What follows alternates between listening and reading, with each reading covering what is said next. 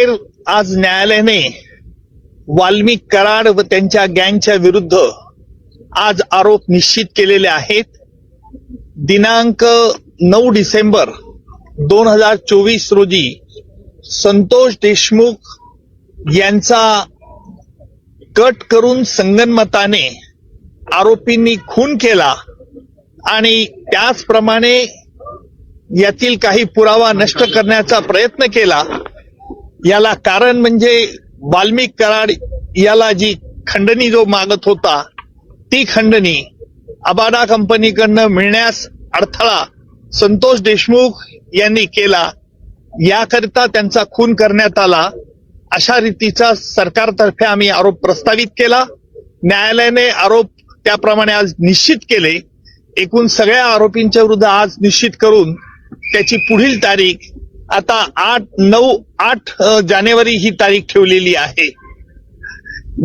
आजही आरोपींतर्फे पुन्हा हे आरोपी निश्चितची सुनावणी लांबणीवर टाकण्याचा प्रयत्न झाला.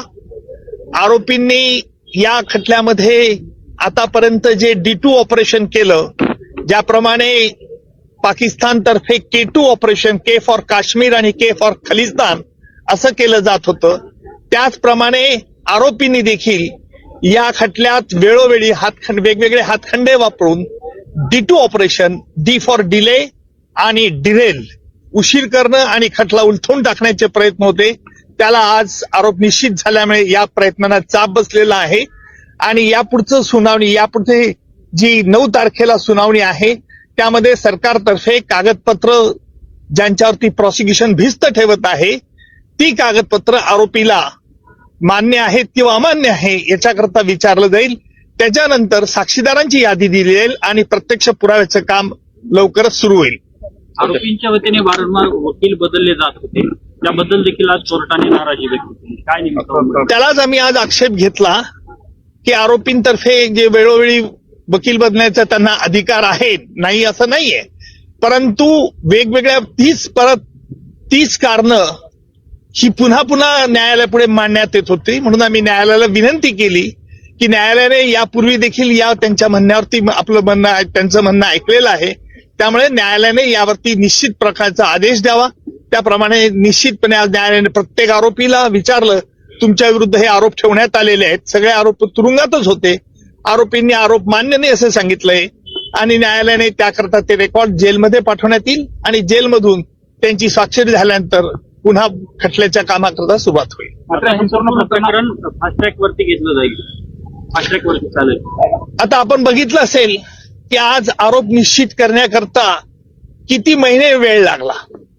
न्यायालयाला वेळ द्यावा लागतो कारण वेगवेगळ्या कायदेशीर बाबी हरकती घेऊन हा खटल्याबद्दल आरोपी लांबवण्याचा प्रयत्न करतात हे स्पष्ट होत होतं, परंतु कायद्यामुळे त्यांना संधी द्यावी लागते आणि म्हणून फास्ट ट्रॅक कोर्ट असो का स्लो ट्रॅक कोर्ट असो, परंतु खटला लवकरात लवकर चालवण्याचा प्रयत्न सरकारतर्फे होईल. मात्र मान्य कोर्टाबरोबरच हायकोर्टामध्ये देखील हे आरोपी गेलेले होते आणि तिथून देखील स्थगिती आणायचा प्रयत्न केला होता. स्टे मिळण्याच्या अनुषंगाने प्रयत्न करत होते. उच्च न्यायालयाने, माझ्या माहितीनुसार उच्च न्यायालयाने आरोपी निश्चितीसाठी कुठेही स्थगिती दिलेली नाही. त्यांनी काल तसा प्रयत्न उच्च न्यायालयात केला. उच्च न्यायालयाने त्यांना तोंडी नकार दिला होता. व्हिज्युअल काढा ना.